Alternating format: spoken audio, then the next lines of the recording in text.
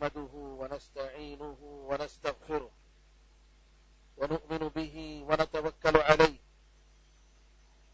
ونعوذ بالله من شرور أنفسنا ومن سيئات أعمالنا من يهدي الله فلا مضل له ومن يضلل فلا هادي له وأشهد أن لا إله إلا الله وحده لا شريك له وأشهد أن محمدا عبده ورسوله اللهم صل على محمد وعلى آل محمد كما صليت على إبراهيم وعلى آل إبراهيم إنك حميد مجيد اللهم بارك على محمد وعلى آل محمد كما باركت على إبراهيم وعلى آل إبراهيم إنك حميد مجيد أما بعد فإن خير الحديث كتاب الله وخير الهدي هدي محمد صلى الله عليه وسلم وشر الأمور محدثاتها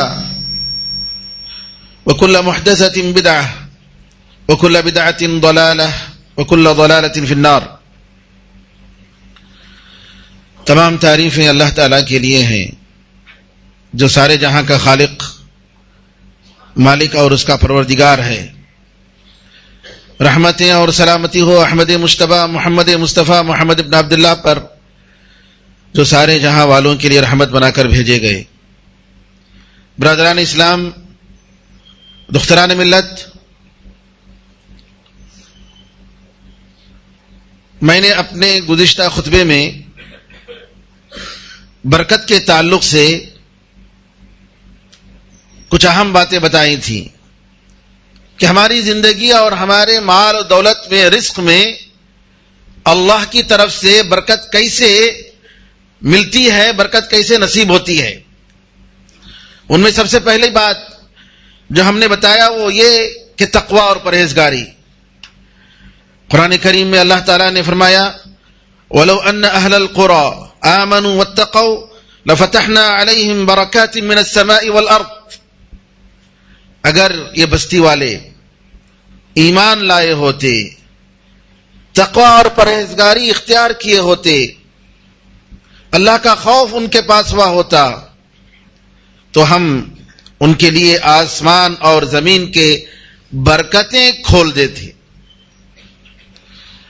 آسمان اور زمین کی برکتیں ہم ان کو کھول دیتے. کس کے لیے؟ ایمان اگر یہ لائے ہوتے اور اگر تقوی اور پرہیزگاری ان کے اندر ہوتا. قرآن کریم کے یہ آیت دوسری جگہ بھی اللہ تعالیٰ نے وَلَوْ أَنَّ أَهْلَ الْكِتَابِ آمَنُوا وَاتَّقَوْا، یہاں تو بستی والوں کا ذکر کیا، وہاں فرمایا اہل کتاب جن کو ہم نے کتاب عطا فرمائی، اگر یہ لوگ ایمان لائے ہوتے، تقوی اور پرہیزگاری اختیار کیے ہوتے، اللہ کا خوف ان کے دل میں اگر ہوتا اور ان کی دی ہوئی شریعت کے مطابق یہ لوگ اگر عمل کیے ہوتے تو آسمان اور زمین کی برکتیں ہم ان کے لیے کھول دیتے. تو زندگی میں اور ہمارے رزق میں برکت کے لیے سب سے بنیادی بات تقوی اور پرہیزگاری ہے. اللہ کا ایمان، اللہ پر ایمان اور ہماری زندگی میں تقوی اور پرہیزگاری. تقوی اور پرہیزگاری کا مطلب کہ شریعت کے مطابق ہماری زندگی ہو، ہم اللہ تعالیٰ کے بتائے ہوئے طریقے کے مطابق زندگی گزاریں. جیسا کہ طلق بن حبیب نے فرمایا الخوف من الجلیل، تقوی کیا ہے؟ عزت اور مرتبے والے جلیل القدر اللہ تعالیٰ سے ڈرنا. والعمل بالتنزیل، اتاری ہوئی شریعت قرآن اور حدیث پر عمل کرنا. والاستعداد لیوم الرحیل، اور سفر کے دن یعنی آخرت کا جو سفر ہے اس کے لیے تیاری کرنا، یہ ہے تقوی. تو دوسری بات ہم نے یہ بتائی تھی کہ تقوی کے علاوہ اور ایمان کے علاوہ حلال کمائی اور حرام اور شبہات. شبہات کا مطلب ڈاؤٹس ہوتا ہے، ڈاؤٹس، پتہ نہیں یہ حلال ہے کہ حرام ہے. نبی کریم صلی اللہ علیہ وسلم نے فرمایا حلال کلیئر ہے، حرام بھی کلیئر ہے. حرام کیا چیز ہے، حلال کیا چیز ہے، شریعت میں بتائی گئی. وبینہما امور مشتبہات، حلال اور حرام کے بیچ میں کچھ ڈاؤٹ کی چیزیں ہوتی ہیں، کرنا چاہیے کہ نہیں کرنا چاہیے، کیا کریں گے؟ رسول اللہ صلی اللہ علیہ وسلم نے فرمایا کہ اگر کوئی فمن اتقى الشبہات فقد استبرأ لدینہ وعرضہ، اگر کوئی شخص ان شبہا کی چیزوں کو چھوڑ دے گا، ان سے بچے گا جس میں ڈاؤٹ ہے، تو اپنے دین کو بھی وہ بچا لیا اور اپنی عزت کو بھی اس نے بچا لی۔ اگر کوئی شخص شبہات کی چیز کو سے بچتا ہے تو اس نے اپنے دین کو بھی بچا لیا اور اپنی عزت بھی بچا لی۔ لیکن اگر کوئی شخص اس کے قریب گیا، فمن حام حول الحما یوشک ان یقع فیہ، اگر کوئی شخص بارڈر کے قریب جاتا ہے تو قریب ہے کہ اس میں گر جائے، بارڈر کے اندر چلا جائے۔ تو لہذا شبہات کی چیزوں سے بچنا چاہیے، ہماری کمائی میں، ہمارے بزنس میں ڈاؤٹ فل چیزیں، تاکہ ہمارا جو اللہ تعالیٰ کی طرف سے جو برکت ملتی ہے وہ برکت ہمیں نصیب ہو۔ تیسری چیز، میانہ روی اختیار کرنا، مال اور دولت میں خرچ کرتے ہوئے بیچ کا راستہ اختیار کرنا، اسراف نہیں کرنا، بخیلی بھی نہیں کرنا، اسراف بھی نہیں کرنا، دونوں کے درمیان کا راستہ۔ اور اسلام اس کے عقیدے میں، اس کے اخلاق میں، اس کے معاملات میں، اس کے سارے مسائل میں بیچ کا راستہ بتاتا ہے، درمیانہ راستہ، بیچ کا راستہ۔ اور نبی کریم صلی اللہ علیہ وسلم نے فرمایا وَخَيْرُ الْأُمُورِ أَوْسَطُهَا، سارے معاملات میں سب سے بہترین معاملہ جو ہے وہ بیچ کا معاملہ ہوتا ہے، نہ اسراف نہ بخیلی، دونوں کے درمیان کی چیز۔ اسی طریقے سے جتنے اخلاق ہیں وہ سب کے سب جو ہے بیچ کی چیزیں ہوتی ہیں۔ اسی طریقے سے آدمی ظاہر اور باطن میں سچا ہو، سچائی بہت بڑی چیز ہے میرے بھائیوں، ظاہر میں بھی سچا، باطن میں بھی سچا۔ اللہ تعالیٰ ایسے لوگوں کی زندگی میں اور ان کے رزق میں برکت عطا فرماتا ہے۔ چھٹی چیز ہم نے بتایا کہ دعا، ہمیشہ اللہ تعالیٰ سے دعا کرتے رہنا چاہیے۔ آپ اچھی حالت میں ہیں، اللہ تعالیٰ کی نعمتیں اتر رہی ہیں، شکر کا سلسلہ جاری رکھنا چاہیے،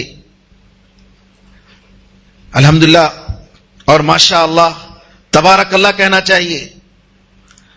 اور اگر کوئی آدمی اپنی اچھی حالت کو دیکھ کر پسند ہو گیا کہ میں الحمدللہ اچھی حالت میں ہوں اور اللہ تعالیٰ کی تعریف نہیں کیا، ڈر ہے کہ وہ حالت بدل جائے۔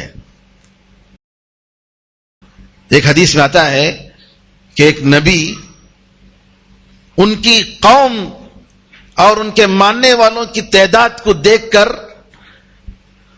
ان کو وہ چیز پسند آ گئی کہ میری قوم بہت ہے، بہت بڑی تعداد ہے ہماری۔ کیا ہوا؟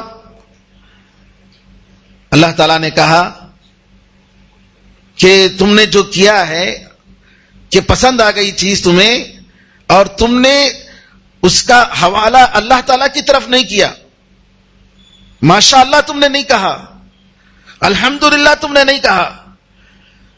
اب تم اختیار کرو کہ اللہ تعالیٰ کون سا عذاب تم پر نازل کرے۔ کہتے ہیں کہ یہ ایک دن میں 70,000 لوگوں کو قتل کرنے کا حکم دیا گیا، 70,000 لوگوں کو قتل کرنے کا حکم دیا گیا۔ سوچتے ہیں کیا غلطی ہے؟ غلطی یہ ہے کہ اللہ کی نعمت کو دیکھ کر آپ نے خود نظر لگا لی اپنے آپ پر، آپ کی دولت پر، آپ کی کثرت کی تعداد پر، اور اس کا حوالہ اللہ کی طرف نہیں کیا۔ آپ نے الحمدللہ کہنا چاہیے، ماشاء اللہ کہنا چاہیے۔ اللہ کا کرم ہے کہ ہمیں اسپتال جانے کی ضرورت نہیں پڑ رہی ہے، اللہ کا شکر ادا کرنا چاہیے۔ اللہ کا کرم ہے کہ الحمدللہ کوئی بڑا حادثہ نہیں ہوا تو فوراً الحمدللہ، فوراً ماشاء اللہ، فوراً تبارک اللہ۔ ورنہ اگر آپ یہ سوچ کر جی اپنے آپ سے خوش ہو گئے تو ڈر رہے کہ اللہ تعالیٰ کا کہیں عذاب نہ آ جائے. قرآن کریم میں اللہ نے غزوہ حنین کا ذکر فرمایا. غزوہ حنین کا ذکر کرتے ہوئے فرمایا وَيَوْمَ حُنَيْنٍ إِذْ أَعْجَبَتْكُمْ كَثْرَتُكُمْ. اور حنین کے دن فتح مکہ کے بعد مکے میں مسلمان ہو گئے کافی لوگ, فتح مکہ میں بڑی تعداد. اور جو غزوہ حنین جو فتح مکہ کے فوراً بعد جنگ ہوئی, ایسی جنگ زبردست کہ صحابہ کے قدم اکھڑ گئے, صحابہ بدک گئے. دشمنوں کا اتنا زبردست حملہ کہ بڑے بڑے صحابہ جو ہے بدک گئے. اللہ تعالیٰ نے فرمایا تمہاری تعداد تمہیں پسند آ گئی. وَيَوْمَ حُنَيْنٍ إِذْ أَعْجَبَتْكُمْ كَثْرَتُكُمْ فَلَمْ تُغْنِ عَنْكُمْ شَيْئًا. تمہاری تعداد نے تمہیں کوئی فائدہ نہیں پہنچایا. یعنی تعداد کو دیکھ کر اللہ کا شکر کرنے کے بجائے اپنی تعداد پر یہ خوش ہو گئے دل ہی دل میں. نتیجہ کیا ہوا؟ تھوڑی دیر کے لیے شکست ہو گئی. ذرا دیکھیے, غور کرنے کی بات ہے. ہماری زندگیوں میں یہ چیز ہم فیل کرتے ہیں, ہم محسوس کرتے ہیں, ہم دیکھتے ہیں. اور غلطی کہاں کرتے ہیں کہ اچھی حالت کو دیکھ کر فوراً اللہ تعالیٰ کی طرف پلٹتے نہیں ہیں, اللہ تعالیٰ کی طرف ہم شکر نہیں کرتے, تو فوراً جو ہے وہاں اللہ تعالیٰ کا عذاب نازل ہو جاتا ہے, مصیبت آ جاتی ہے. اپنے آپ کو دیکھا اور دیکھ کر نظر لگا لی جی, اور اللہ تعالیٰ کی طرف اس کا احالہ نہیں کیا اس نعمت کا, اللہ تعالیٰ نے فوراً مصیبت میں مبتلا کر دی. ایسے بہت سارے واقعات جی پرانے زمانے میں اور آج کے زمانے میں. کہتے ہیں شیخ جو ہے بڑے اچھے معروف خطیب ہیں, شیخ سلیمان الرحیلی, بڑے عالم دین ہیں. ایک مرتبہ وہ خطبہ دینے کے لیے گئے اور دل ہی دل میں خطبہ دینے سے پہلے ان کو یہ بات آئی کہ الحمدللہ, میں اپنی طرف سے کہہ رہا ہوں الحمدللہ کہ جو ہے اپنی طرف سے یعنی اچھی تیاری ہوئی ہے اور اچھا دے سکتے ہیں. کہتے ہیں خطبے کے دوران سبحان اللہ ایسا لگ گیا کہ گویا کوئی چیز ان کو جو ہے سمجھ دماغ میں نہیں آ رہی ہے, بلاک ہو گیا. یہ بلاک کیوں ہوا؟ اس وجہ سے کہ اپنے آپ سے انسان کو کبھی خوش نہیں ہونا چاہیے, اور اگر اللہ کی نعمت اگر دیکھتا ہے فوراً اللہ تعالیٰ کی تعریف کرنی چاہیے. ماشاء اللہ, الحمدللہ, اللہ کا کرم ہے. کبھی اپنے لیے اپنے طور پر یا اپنے بارے میں کہ ہمارے علم کی وجہ سے, ہماری ہوشیاری کی وجہ سے, ایسا نہیں. اللہ کا کرم ہے کہ اللہ نے ہمیں بچایا ہے, اللہ کا کرم ہے کہ اللہ کی نعمت ہے. تو بہرحال دعا میرے بھائیوں اور اللہ کی تعریف اور شکر یہ وہ چیز ہے جس کی وجہ سے ہماری زندگی میں برکت اللہ تعالیٰ عطا فرماتا ہے. اور اسی طریقے سے ہم نے یہ بھی بتایا تھا کہ قناعت, ہمارے اندر قناعت ہونی چاہیے. جو بھی اللہ نے دیا ہے اس پر ہم شکر ادا کریں, اس پر صبر کریں, اور اللہ تعالیٰ کی ہم شکایت نہ کریں کیوں اللہ مجھے ایسا رکھا ہے. نہیں, ہرگز نہیں. اگر اللہ تعالیٰ چاہے جی ہمیں کتنی بھی بری حالت میں رکھے, اللہ تعالیٰ کی طرف سے ظلم نہیں ہو سکتا ہے. برا اس کا انصاف ہے, یہ اس کی رحمت ہے, یہ اس کا کرم ہے. کبھی بھی کسی بھی حالت میں بدترین سے بدترین حالت اللہ کا شکر گزار ہونا چاہیے. علماء نے کہا اگر اللہ تعالیٰ سارے بندوں کو آسمان والے اور سارے زمین والوں پر اگر اللہ تعالیٰ عذاب میں مبتلا کرتا پھر بھی یہ اللہ تعالیٰ کی طرف سے ظلم نہیں ہوتا. اللہ تعالیٰ کی طرف سے ظلم نہیں ہو سکتا. ہم اس کے بندے ہیں, ہم اس کے غلام ہیں, اور جو بھی کرے گا اللہ تعالیٰ انصاف کے ساتھ کرے گا. وما ربک بظلام للعبید, تیرا پروردگار اپنے بندوں پر ظلم کرنے والا نہیں ہے. تو لہذا ہمیں قناعت اور شکر گزاری کے ساتھ ہمیں زندگی گزارنی چاہیے. کھانے پینے کی چیزوں میں برکت کے تعلق سے بہت سارے آداب آئے ہیں. ان میں سے ایک ادب گزشتہ خطبے میں آیا کہ کھانے کو ہم کوئی بھی غلہ ہم نکالتے ہیں تو ہمیں تول لینا چاہیے, ناپ لینا چاہیے. اس سلسلے میں ایک عائشہ رضی اللہ عنہ کی حدیث بھی میں نے بتایا تھا کہ عائشہ رضی اللہ عنہ فرماتی ہیں کہ نبی کریم صلی اللہ علیہ وسلم کے انتقال کے بعد ایک میرے پاس تھوڑا سا جو رہ گیا تھا اور میں اس سے اٹھاتی تھی اور خرچ کرتی تھی, پکاتی تھی. ایک عرصے تک میں پکاتی تھی اور وہ جو ہے برابر جو ہے اس پہ نکالتی. ایک مرتبہ میں نے سوچا کہ کب سے میں خرچ کر رہی ہوں, نکال رہی ہوں, اس کو ذرا دیکھتے ہیں کتنا ہے. جب اس کو ناپا انہوں نے اپنے آلے سے تو اس کے بعد وہ چیز ختم ہو گئی. اب علماء یہ کہتے ہیں کہ نبی کریم صلی اللہ علیہ وسلم کی طرف کی ایک حدیث یہ ہے, کیلو طعامکم یبارک لکم, اپنے غلوں کو تم تول لیا کرو, ناپ لیا کرو, برکت تمہیں ملے گی. اور دوسری طرف عائشہ رضی اللہ عنہا کی حدیث, دونوں کو کیسے سمجھا جائے؟ علماء نے بتایا, دیکھیے آدمی خریدتا ہے, بیچتا ہے, خریدتے بیچتے ہوئے ناپ کر تول کر دینا چاہیے, ناپ کر تول کر لینا چاہیے, نمبر 1. نمبر 2, خرید کر لے کر آئے راشن, آپ لا کر اپنے گھر میں رکھ دیے, جہاں راشن رکھتے ہیں وہاں تولنا نہیں چاہیے. راشن آپ رکھے ہوئے ہیں, یہ دوسرا مرحلہ ہے.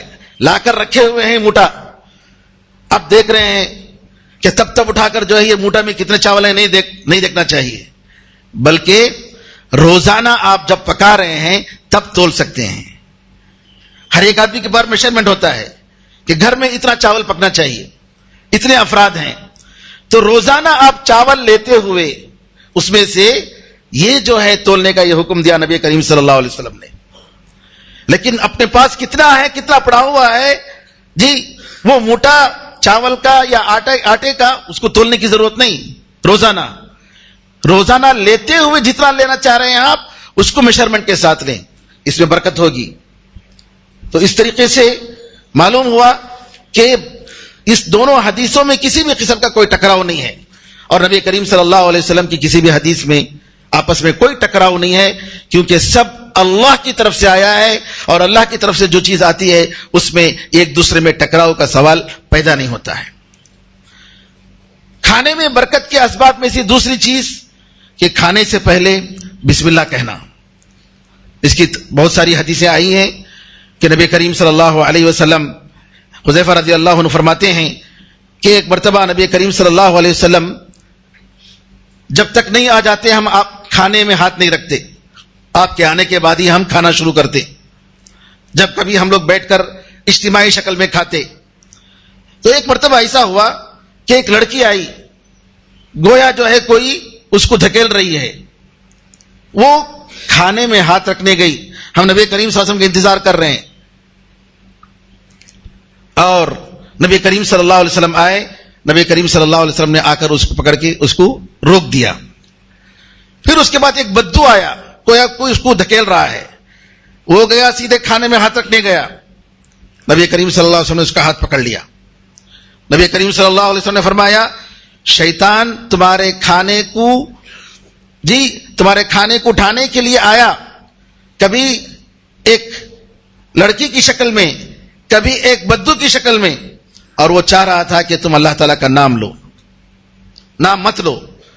اور اللہ کی قسم نبی کریم صلی اللہ علیہ وسلم فرماتے ہیں, میں نے دیکھا کہ وہ شیطان اس لڑکی کو دھکیل رہا تھا, اور وہ شیطان اس بدو کو دھکیل رہا تھا, اسی لیے میں نے اس کو پکڑ لیا.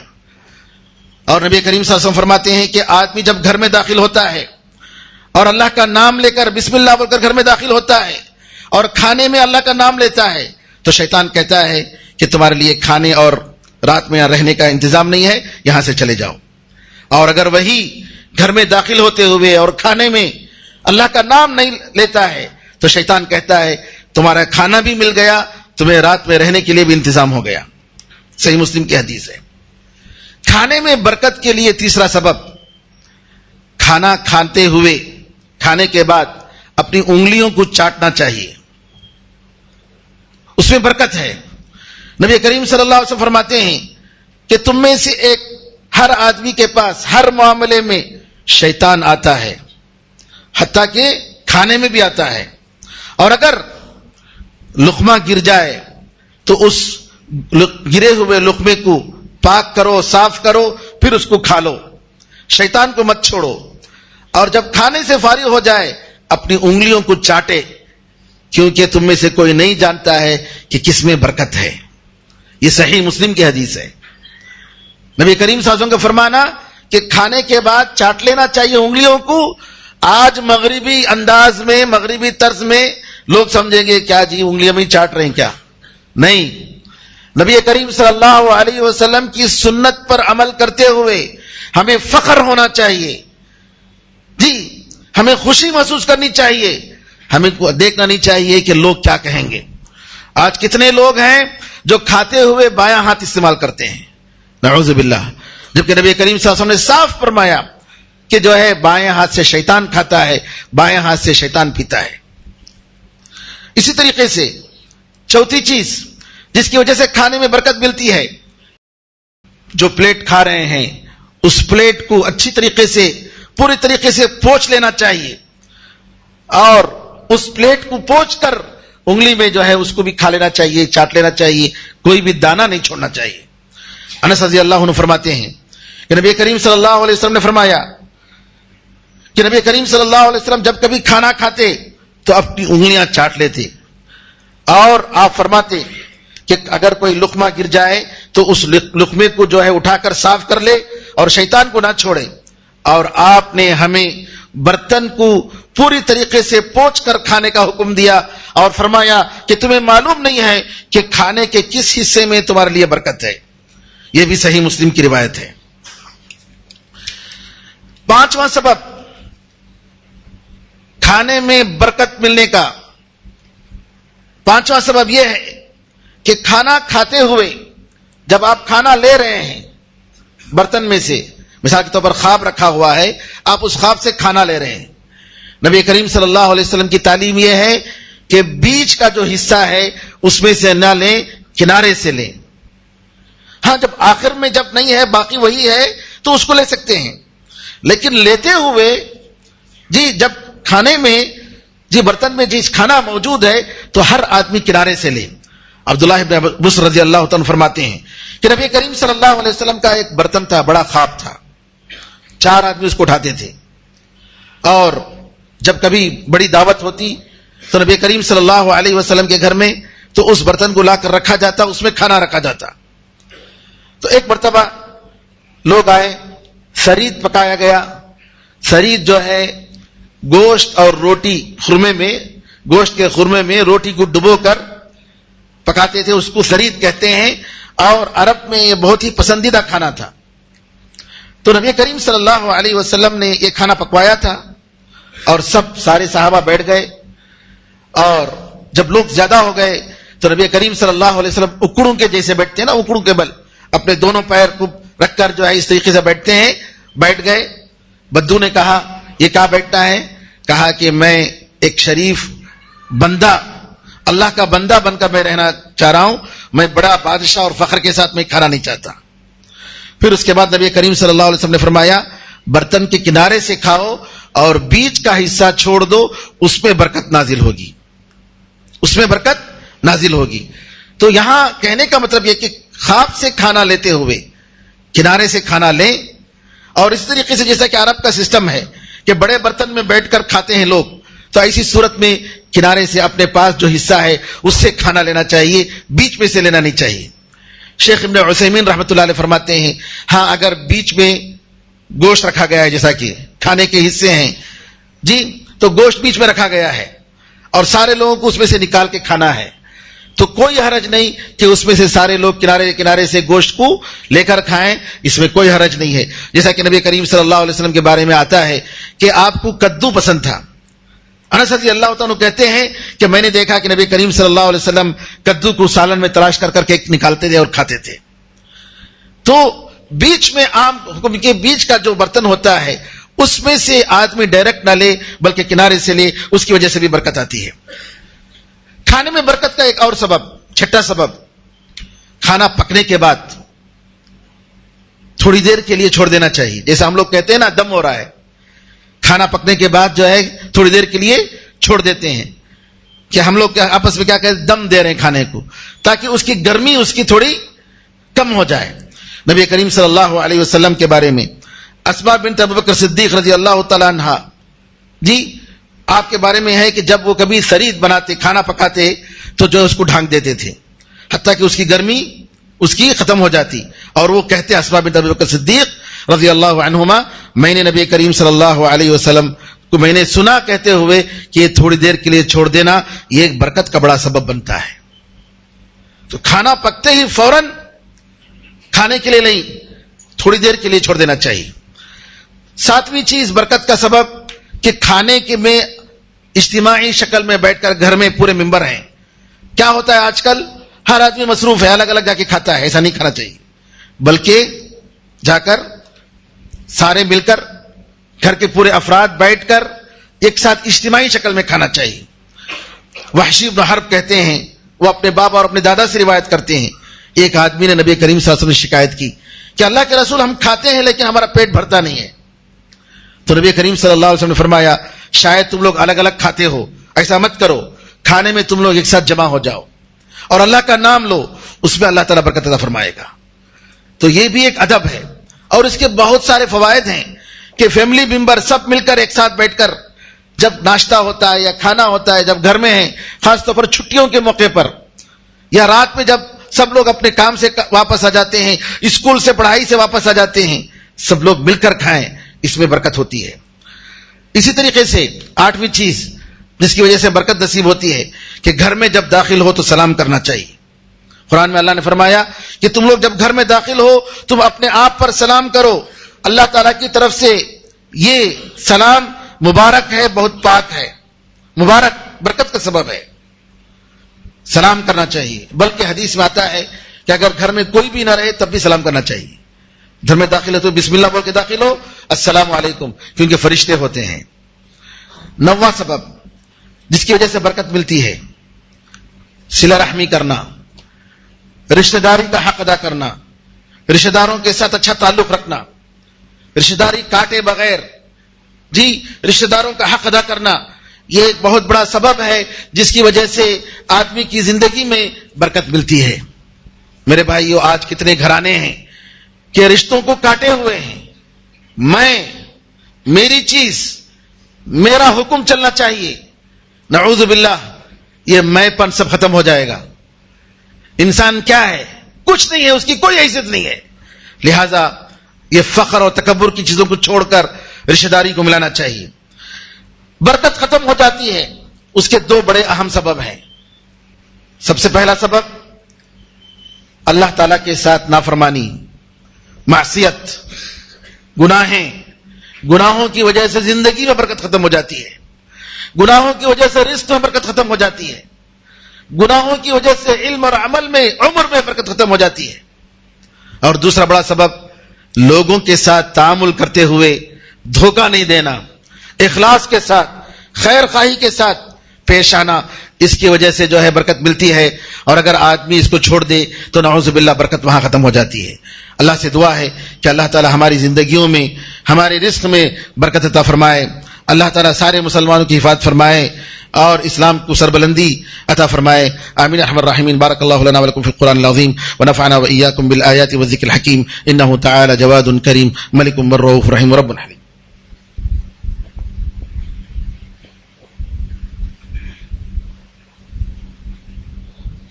إن الحمد لله نحمده ونستعينه ونستغفره ونؤمن به ونتوكل عليه ونعوذ بالله من شرور أنفسنا ومن سيئات أعمالنا من يهده الله فلا مضل له ومن يضلل فلا هادي له وأشهد أن لا إله إلا الله وحده لا شريك له وأشهد أن محمدا عبده ورسوله. اللهم صل على محمد وعلى آل محمد كما صليت على إبراهيم وعلى آل إبراهيم إنك حميد مجيد. اللهم بارك على محمد وعلى آل محمد كما باركت على إبراهيم وعلى آل إبراهيم إنك حميد مجيد. وصل على جميع الأنبياء والمرسلين والملائكة المقربين والخلفاء الراشدين وعلى جميع الصحابة أجمعين ومن تبعهم بإحسان إلى يوم الدين.